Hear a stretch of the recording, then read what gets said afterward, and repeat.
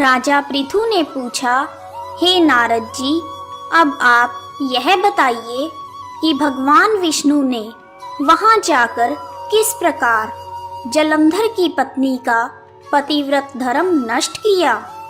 नारद जी बोले, जलंधर के नगर में जाकर विष्णु भगवान ने उसकी पतिव्रता स्त्री वृंदा का पतिव्रत भंग करने का विचार किया। विष्णु जी वहां उद्यान में जाकर बैठ गए और रात में वृंदा को स्वप्न दिया। वह भगवान विष्णु की माया और विचित्र कार्य पद्धति थी और उनकी माया से जब वृंदा ने रात में स्वप्न देखा कि उसका पति नग्न होकर सिर पर तेल लगाए हुए महिष पर चढ़ा हुआ है, वह काले रंग के फूलों की माला पहने हुए है तथा उसके चारों ओर हिंसक जीव जंतु हैं, वह सिर मुंडाए हुए अंधकार में दक्षिण दिशा की ओर जा रहा है। उसने अपने नगर को अपने साथ समुद्र में डूबा हुआ आदि बहुत से स्वप्न देखे। सुबह उठते ही वह अपने सपनों पर विचार करने लगी। इतने में ही उसने सूर्य नारायण भगवान को उदय होते हुए देखा तो उसे सूर्य में एक छिद्र दिखा तथा वह कांतिहीन था। उसके मन में किसी अनिष्ट की शंका होने लगी और वह भयभीत होकर रोती हुई महल में ऊपर नीचे तथा आंगन में घूमने लगी, परंतु उसे कहीं भी शांति नहीं मिली। फिर वृंदा अपनी 2 सखियों के साथ उपवन में गई, वहां भी उसे शांति नहीं मिली। फिर वह जंगल में निकल गई और वहां उसने सिंह के समान 2 भयंकर राक्षसों को देखा, जिनसे वह भयभीत हो गई और भागने लगी। उसी क्षण उसके समक्ष अपने शिष्यों सहित शांत मौनी तपस्वी वहां आ गए। भयभीत वृंदा उनके गले में अपना हाथ डालकर उनसे रक्षा की याचना करने लगी। मौनी मुनि ने अपनी एक ही हुंकार से उन राक्षसों को भगा दिया।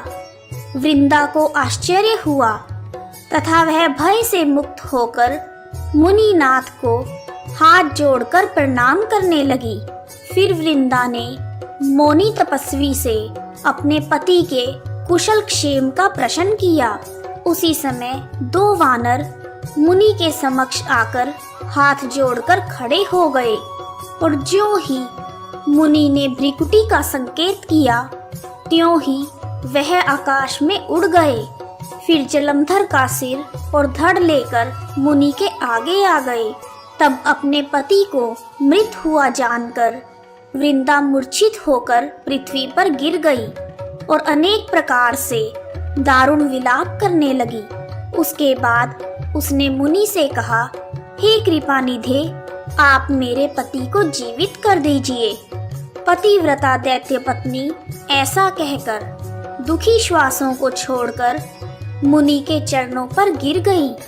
तब मुनीश्वर ने कहा, यह शिव भगवान द्वारा युद्ध में मारा गया है, अतः यह जीवित नहीं हो सकता, क्योंकि जिसे भगवान शिव मृत्यु देते हैं वह कभी भी जीवित नहीं हो सकता, परंतु शरणागत की रक्षा करना सनातन धर्म है।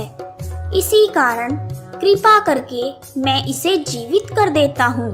नारद जी ने आगे कहा कि वह मुनि साक्षात विष्णु भगवान थे, जिन्होंने यह सब माया फैला रखी थी।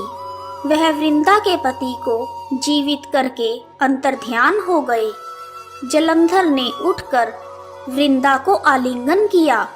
वृंदा अपने पति को जीवित देखकर अत्यंत प्रसन्न हुई और उसने अब तक हुई बातों को एक स्वप्न की तरह समझ लिया।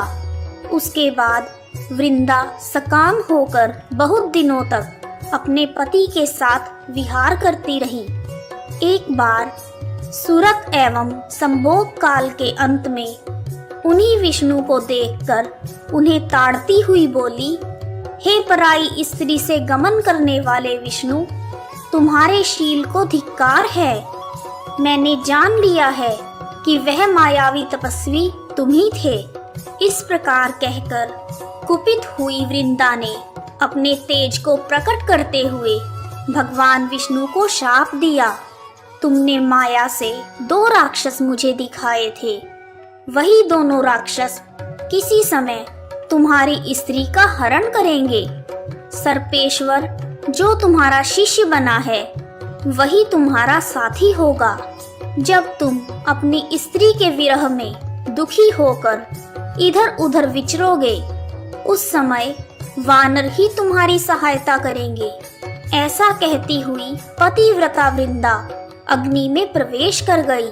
ब्रह्मा जी तथा सभी देवतागण आकाश मार्ग से यह सब देख रहे थे। वृंदा के शरीर का तेज पार्वती जी के शरीर में चला गया। पतिव्रत के प्रभाव से वृंदा ने मोक्ष को प्राप्त किया। इस प्रकार कार्तिक मास के महात्म्य का 19वां अध्याय पूर्ण हुआ।